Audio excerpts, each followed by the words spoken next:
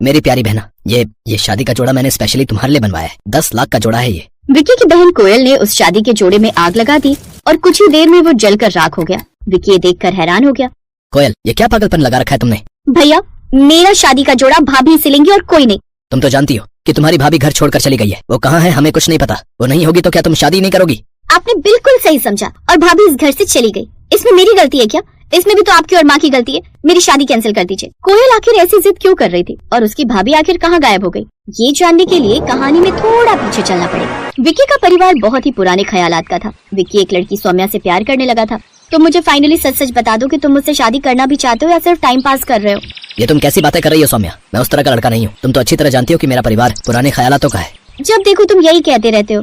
आखिर कितने पुराने ख्यालातों का है तुम्हारा परिवार? अभी भी जंगलों में रहता है क्या पत्ते लपेट कर? या अभी भी पत्थर घिसकर आग पैदा करते हैं उसके बाद खाना बनाते हैं? अभी भी तुम लोग जंगलों में हुला लाला करते रहते हो क्या? अरे नहीं, इतना भी पुराना नहीं है मेरा परिवार। ठीक है, मैं अपने तरीके से अपने परिवार से बात कर लूंगा और जल्दी तुम्हारे घर में रिश्ता लेकर आऊंगा। अब विक्की ने किसी तरह अपने परिवार को समझाया बुझाया और उसकी शादी सौम्या के साथ हो गई। बहू, आज तुम्हारी इस घर में पहली रसोई है। तुम्हें खाना बनाना तो आता है ना? बिल्कुल सासू माँ, मुझे खाना बनाना भी आता है, मुझे बाल काटने भी आते हैं, मुझे ड्रेस डिजाइनिंग भी आती है, मुझे कार चलानी आती है, मुझे ट्रक भी चलाना आता है। बस हवाई जहाज चलाना नहीं सीख पाई। अरे नहीं बहू, इतना कुछ नहीं चाहिए। हम औरतों का काम सिर्फ घर में खाना बनाना ही होता है, इतना ही बहुत है। सौम्या ने एक अच्छी बहू की तरह किचन में जाकर खाना बनाया।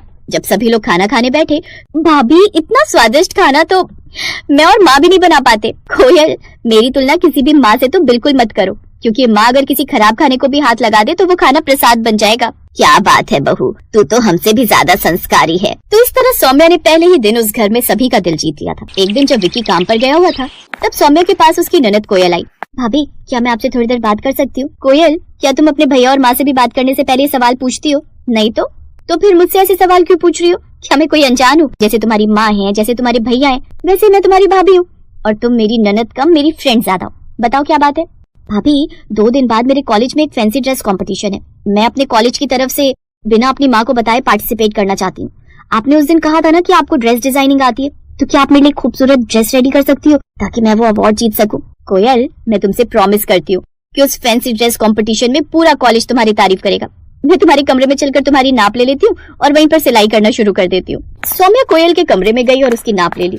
उसके बाद उसने अपने लैपटॉप पर एक बहुत ही सबसे अलग और खूबसूरत इंडियन ड्रेस डिजाइन की। 2 दिन में सौम्या ने एक बहुत ही खूबसूरत फैंसी ड्रेस कोयल के लिए तैयार कर दी, जिसे देखकर कोयल हैरान रह गई। क्या बात है भाभी, ऐसी ड्रेस तो मनीष मल्होत्रा भी डिजाइन नहीं कर सकता। ये इंडियन भी और वेस्टर्न भी। कमाल कर दिया भाभी आपने। थैंक यू सो मच भाभी। अभी थैंक यू बोलने की जरूरत नहीं है। कल तुम्हारे कॉलेज में कंपटीशन है, जब वो कंपटीशन तुम जीत जाना तब मुझे थैंक यू बोलना। भाभी, मुझे आपके डिजाइन पर पूरा भरोसा है कि मैं हारूंगी ही नहीं।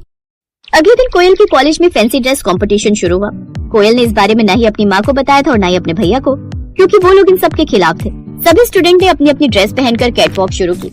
लोगों ने खूब तालियां बजाई। कोयल ये सब देख रही थी। थोड़ी देर बाद एंकर ने कोयल का नाम अनाउंस किया। कोयल ने जैसे ही सौम्या द्वारा बनाई गई वो ड्रेस पहनकर कैटवॉक शुरू की, वहाँ पर मौजूद सभी टीचर्स, सभी बड़ी बड़ी कंपनी के मालिक, सभी मीडिया वाले और सभी कॉलेज के स्टूडेंट खड़े होकर तालियां बजाने लगे। कैटवॉक खत्म होने के बाद, बैठ जाइए आप लोग, प्लीज तालियां बजाना बंद कीजिए और मुझे बोलने दीजिए। उसके बाद आप तालियां बजा लेना।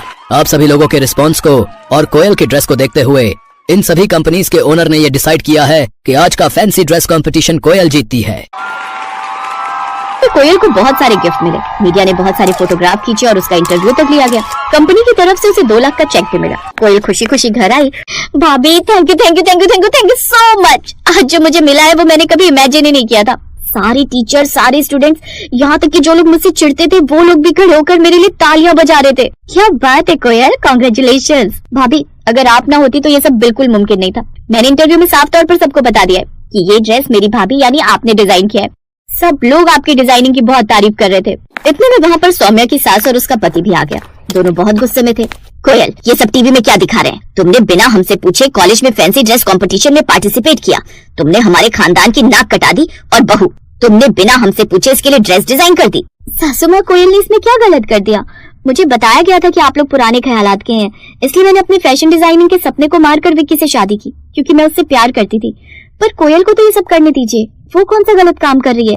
कोयल की जल्द से जल्द शादी करनी पड़ेगी, वरना ये हमारे खानदान की नाक कटा देगी। सौम्या, ये सब कुछ तुम्हारी वजह से हुआ है। हमारे परिवार की नाक आज तुम्हारी वजह से कटी है। उस वक्त सौम्या तो कुछ नहीं बोली, लेकिन उसे बहुत बुरा लगा।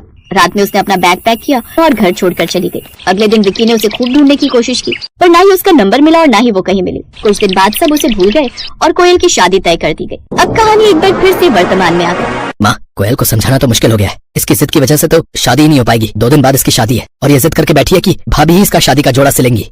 बेटा, कभी कभी जो पुरानी परंपराएं होती हैं वो समय के हिसाब से बनाई जाती हैं, लेकिन अब समय बदल गया है। कोयल ने छोटे छोटे कपड़े पहनकर तो रैंप वॉक किया नहीं था और उसका पूरे शहर में नाम भी हो गया था, वो भी सिर्फ सौम्या की वजह से। हमने उसे बहुत बुरा भला कहा, इसलिए वो घर छोड़कर चली गई। सही कह रही हो माँ, सौम्या को भी ये सब करने का बहुत शौक था, लेकिन मेरे प्यार की वजह से उसने अपने सारे सपने मार दिए। अब हम नहीं चाहते कि हमारी बहन के भी सपने अधूरे रह जाएं। मैं किसी भी कीमत पर सौम्या को ढूंढ कर ही रहूंगा। मैं एक वीडियो बनाकर अपलोड कर देता हूँ और न्यूज़पेपर में भी आर्टिकल दे देता हूँ। मुझे पूरा भरोसा है कि वो जरूर कोयल की बात मानकर आ जाएगी।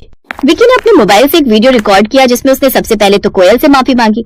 उसके बाद, देखो सौम्या, तुम्हारी नंद कोयल शादी तभी करेगी जब उसकी शादी का जोड़ा तुम डिजाइन करोगी। क्या तुम अपने परिवार को इस मुसीबत में छोड़कर जा सकती हो? प्लीज जहाँ भी हो घर आ जाओ। ये वीडियो विक्की ने सोशल मीडिया पर अपलोड कर दिया। थोड़ी देर में सौम्या ने वो वीडियो देख लिया। सौम्या इतनी पत्थर दिल तो थी नहीं, इसलिए वो उसी दिन अपने ससुराल वापस आ गई। एक बार फिर से सभी लोग उससे माफी मांगने लगे। बहू, तूने ऐसा कोई काम नहीं किया जिससे हमारे परिवार की नाक कटे। हमें माफ कर दे और जल्दी से हम सबके लिए ड्रेस डिजाइन कर, और हाँ, तेरे जो भी सपने थे ना, तू वो पूरे कर ले। सौम्या ने कोयल की शादी का जोड़ा सिला, तब कोयल की शादी हो पाई।